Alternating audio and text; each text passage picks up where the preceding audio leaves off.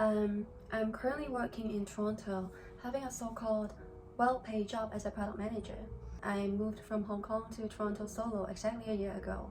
I wanted to connect with people who might be living and working in a new country or city, or trying very hard to get a similar job to the one back home, or still thinking about moving to a new country or city.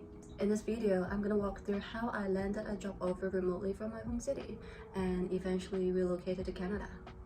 So a bit of background about myself.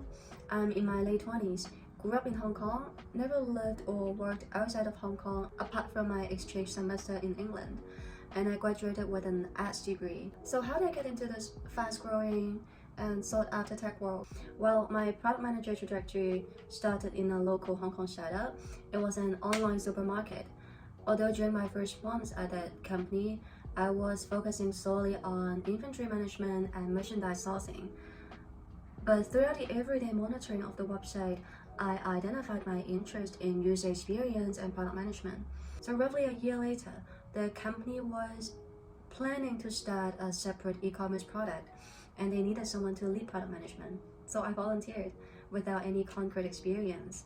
That's how I started learning how to PM on the job. Fast forward to 4 years later, now I work as a product manager at Klarna, a European fintech.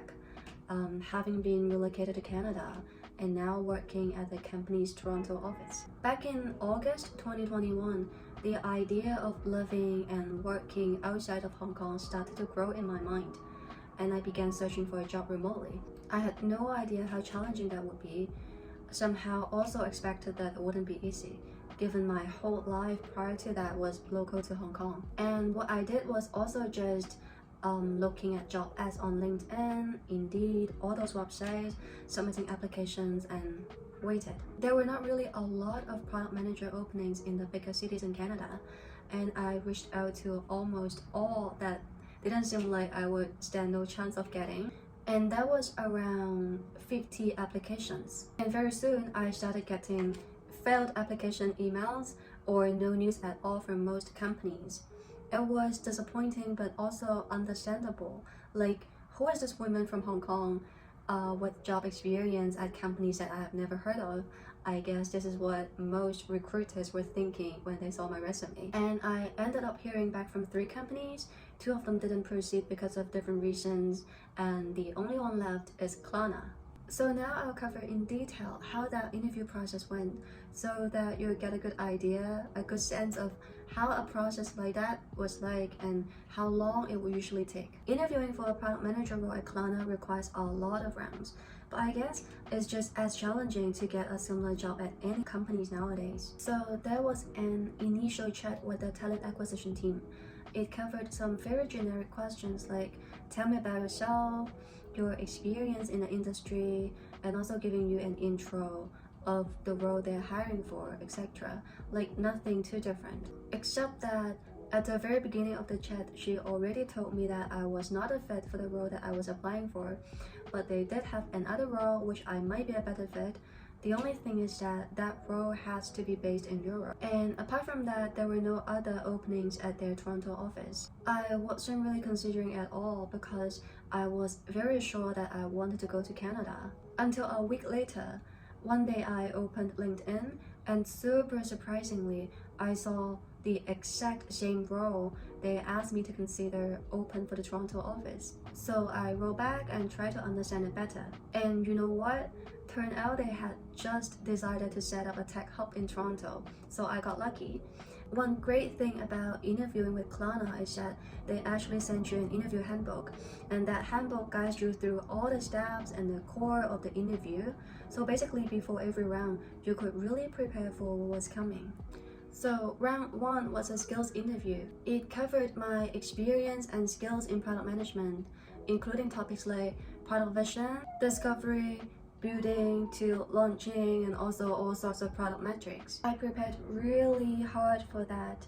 In fact, before that interview, I wrote a very long intro of all the products that I had previously built. That was to refresh my own memory of what I have achieved in the past, and that helped me articulate my career highlights and it should also demonstrate my top skills. During the interview, of course, I did not get to cover all that as a self-intro, but I do believe that because of that preparation, it was much easier for me to give a structured answer to most of the questions, because after all, most of those questions were just about your past experience. And 2 days later, it was the ways of working interview. This interview was about your ways of working to see whether you can demonstrate some of the values and behaviors that the company values. So it was a lot of behavioral questions, like how you handle different situations, how you interacted with your colleagues, etc. What I did to prepare for this interview was that I went to the company's website and tried to look for some of the guiding principles. And then I tried to think from my own experience what could show that I own or share some of those values. For example, Klarna has 8 leadership principles, one of them being let the team shine. Once I saw this, I tried to recall some examples of how I interacted with my colleagues, and that would showcase how I had been trying to unblock and support them. And I did the same for all the 8 principles. Then in another 2 days, the recruiter reached out to me again and told me that I had passed the first rounds of interview, also gave me the top pick for case study, and they gave me a week to prepare for that case study presentation. I literally spent 3 hours every day after work in the evening to prepare for that, and honestly, I got so stressed out. It's the kind of feeling like knowing that you've made it through midway, and you just need to talk to yourself and hang in there and get through it. So the case study was, your objective is to connect and drive the experience when the user has paid their invoice back to the explorable phase of the shopping journey and do a new purchase within the app to enable higher retention and wider intent of the user within the app. To get started, you set up a kickoff meeting involving Klarna's leadership team to align on your vision, mission, and execution strategy. I also attached what my presentation deck was like. I started by defining the problem space and also trying to understand the product goals. This part is very important. We might think that it is just the context, but I think it's actually much more than that, because it really shows that you understand what kind of problem that you're solving here. And the next thing that I looked into is a competitor analysis, like where exactly Klarna stands compared to other direct buy now pay later competitors, or even some indirect competitors. And then I go on to elaborate like based on that context and also the market potential that I see, what exactly is my vision and initiatives. Then I go on showing the MVP, how the front-end user experience look and feel would roughly look like, and at the end with some risks and mitigation. And when it comes to the presentation, it was actually very casual. The interviewer was a product director that I would actually work for if I got hired. And at the end of the presentation, she told me that there wasn't much she could say because my proposal was exactly something the team had been working on already. So the last one was a team fit interview. I thought I could just, chat casually with the hiring manager, get to know each other better. So I was being casual, honest, and just wanted to wrap up the entire process after rounds of interviews. This interview was really just a bunch of random questions. It really is just a chance for the hiring manager to get to know you better. And same day after the interview, the recruiter reached out to me again and told me that everything was positive from the hiring team, and she would soon reach out to me again to collect my personal information. I was super excited. At the same time, a little nervous, knowing that maybe in less than a month, I would be moving to another country and living a very different life. But then a day, 3 days, a week has gone by and no news at all. Only until 10 days later, I got an email from the recruiter saying that the hiring team decided not to proceed because I had mentioned I did not enjoy using Jira, and that my answer to why Klarna wasn't good enough. I later thought about it. I was really being too casual in the last round. I wasn't even treating it like an interview anymore. Meanwhile, the hiring manager really didn't know about me.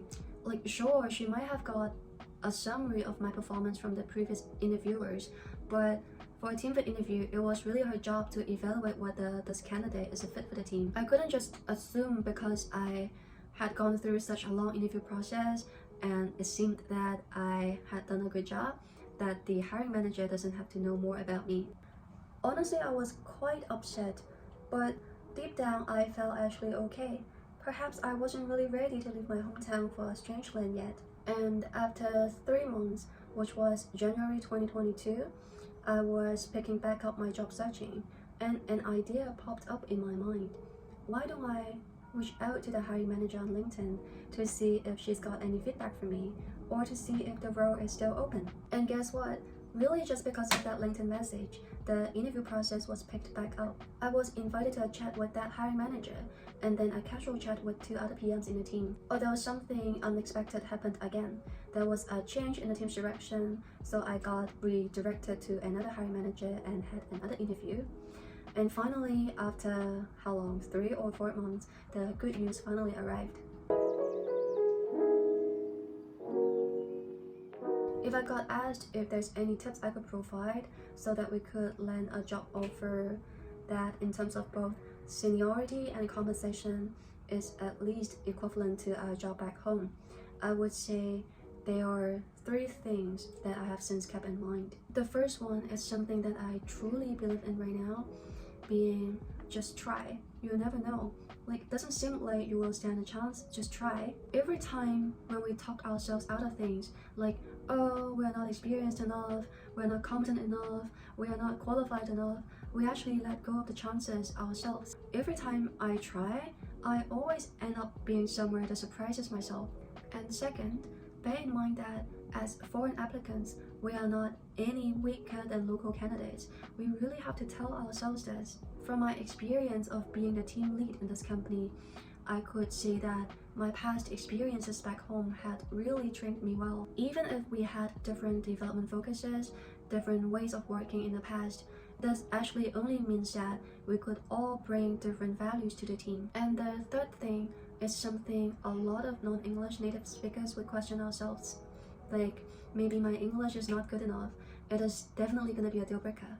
What actually matters more is how we think and how we work. In a global company like Klarna, where there are multicultural employees, or in a multicultural country like Canada, really everyone has a bit of accent and hiccups when they are speaking English. But it's never blocking us from understanding each other, collaborating, and achieving good outcomes together. And I guess that's a wrap to this job hunting sharing. It was actually intended to be a little sharing, but ended up being so long. Oh my goodness. Lastly, I just want to give kudos to all the content creators out there. Like, filming a video is 10 times more difficult than what I had imagined. But anyways, this is the first chapter of my little side hustle. I'm so glad that I started this, although I have no idea whether I could keep going.